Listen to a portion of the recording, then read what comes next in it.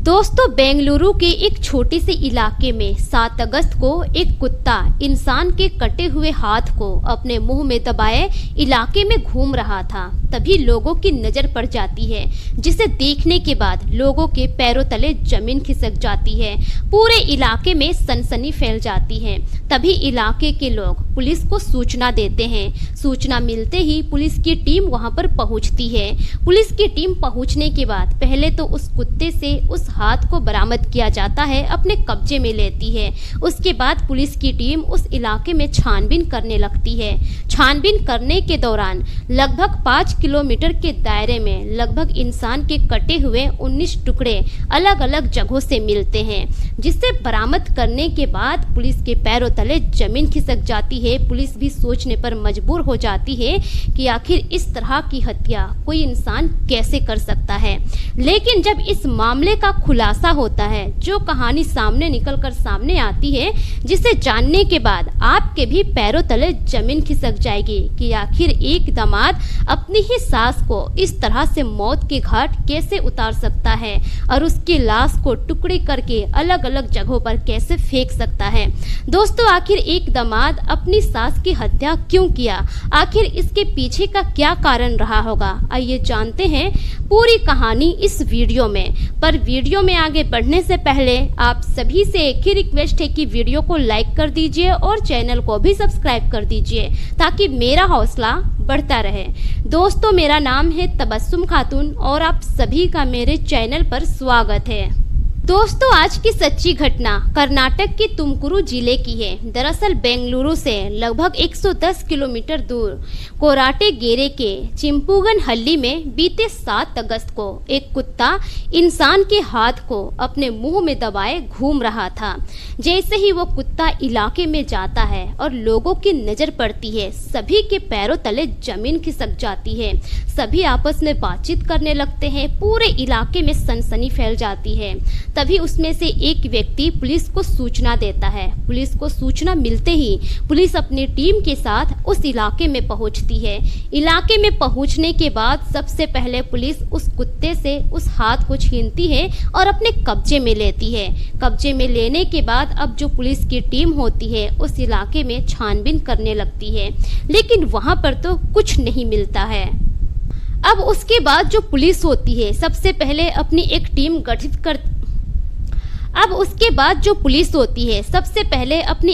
गठित करती है। उसके बाद उस इलाके में अच्छे से छानबीन शुरू कर देती है। छानबीन शुरू करने के दौरान लगभग 5 किलोमीटर के दायरे में अलग अलग बॉडी पार्ट्स मिलते हैं और लगभग 19 होते हैं। मतलब एक ही इंसान के 19 टुकड़े उस इलाके से बरामद होते हैं। सभी को इकट्ठा करने के बाद अब जो पुलिस की टीम होती है फोरेंसिक जांच के लिए भेज देती है। फोरेंसिक जांच में पता चलता है कि वो बॉडी किसी महिला की है। अब पुलिस को पहचान करनी मुश्किल हो जाती है कि आखिर ये शव किसकी है, क्योंकि पूरे बॉडी पार्ट में से सर गायब था। अभी तक सर बरामद नहीं हुआ था, लेकिन उस बॉडी पार्ट में पहनी हुई ज्वेलरी भी मिलती है, जिससे यह तो तय हो जाता है कि इसकी हत्या किसी छिनताई की वजह से नहीं हुई है, बल्कि किसी ने साजिश के तहत इसकी हत्या की है।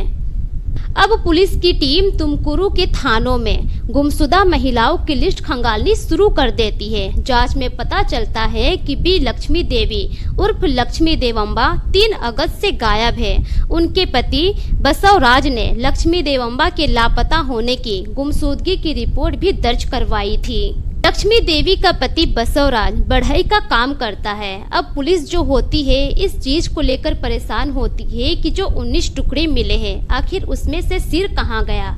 पुलिस की छानबीन जारी रहती है। लगभग 2 दिन के बाद पुलिस को कोराटेगेरे में वो सर भी मिल जाता है। उस सर को लेकर थाने आते हैं पुलिस।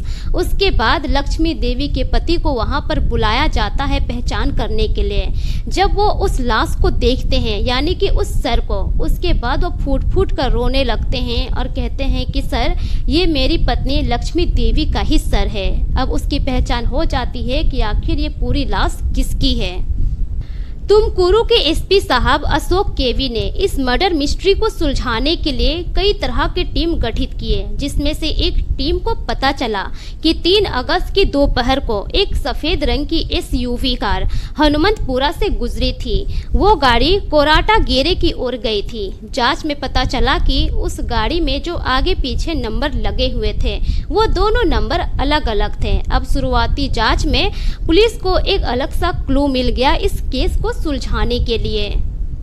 यहाँ तक कि एसयूवी के बोनेट को भी चेंज किया गया था। फिर पुलिस ने उस नंबर और गाड़ी के मालिक का पता लगाने की कोशिश की। जब पुलिस ने छानबीन की और पता लगाई तो पुलिस के सामने पता चला कि जो एसयूवी गाड़ी थी वो उर्डी गेरे गांव के एक सतीश नाम के किसान की थी।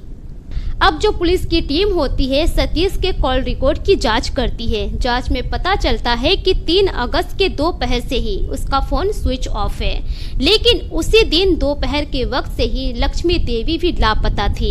अब जो पुलिस की टीम होती है सतीश के ही इलाके के लोगों से पूछताछ करती है। पूछताछ के दौरान गांव के लोग कहते हैं कि सर 3 और 4 अगस्त को सतीश के खेत में एक सफेद कलर की गाड़ी लगी हुई थी। अब पुलिस को मौका मिल जाता है, इतना काफी था सतीश को थाने बुलाने के लिए।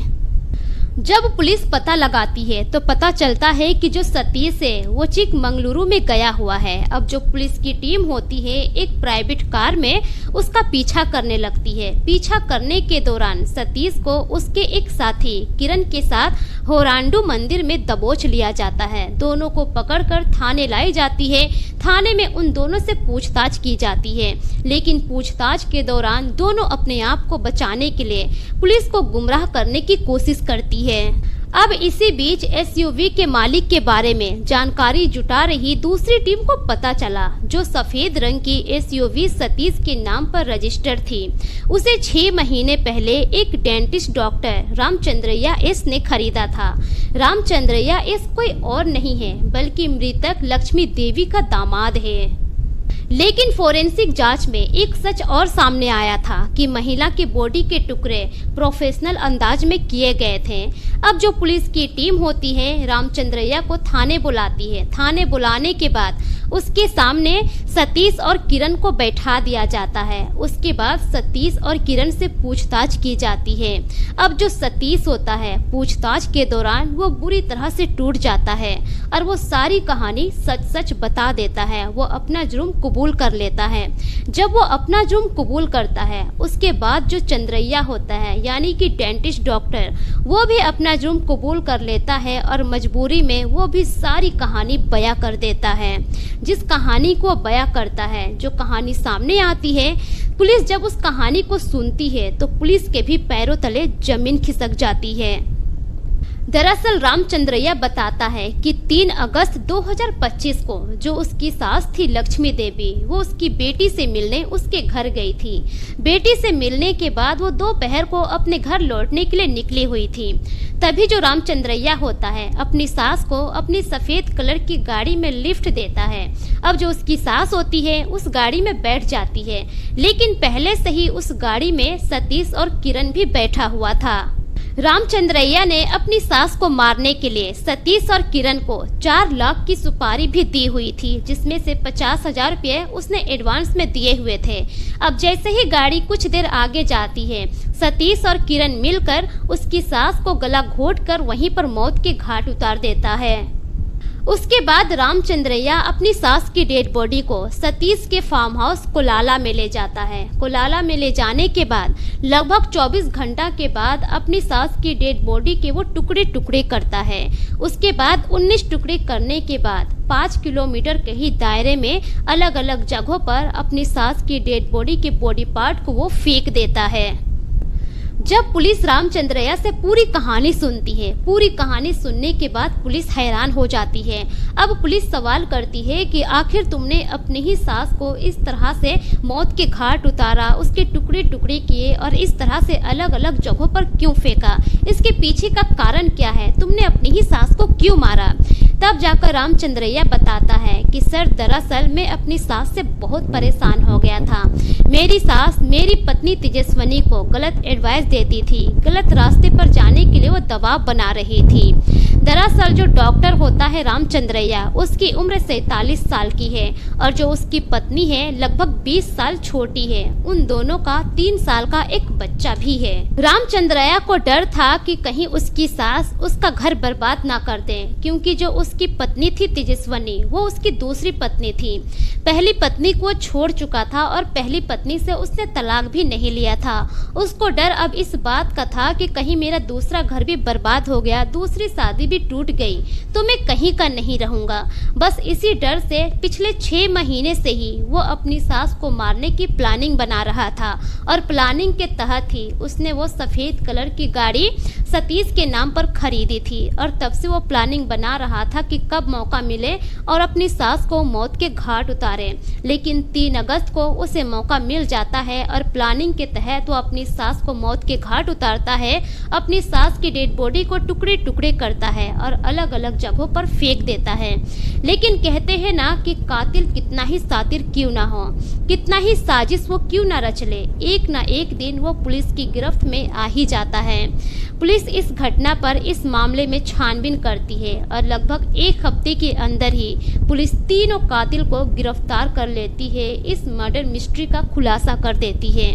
फिलहाल तीनों आरोपी जेल के सलाखों के पीछे हैं। लेकिन यह घटना पूरे बेंगलुरु में एकदम सनसनी की तरह फैल गई है। सभी लोग इस घटना पर चर्चा कर रहे हैं। दोस्तों, इस घटना पर आपकी क्या राय है? अपनी राय कमेंट सेक्शन में जरूर दीजिए। इस घटना को सुनाने का मकसद किसी के भी भावनाओं को ठेस पहुंचाना नहीं है, बल्कि मेरा मकसद आप सभी को सतर्क करना है, जागरूक करना है, ताकि आप अपना और अपने परिवार का ख्याल रख सके। मिलेंगे फिर एक नई कहानी के साथ, तब तक के लिए शुक्रिया। जय हिंद।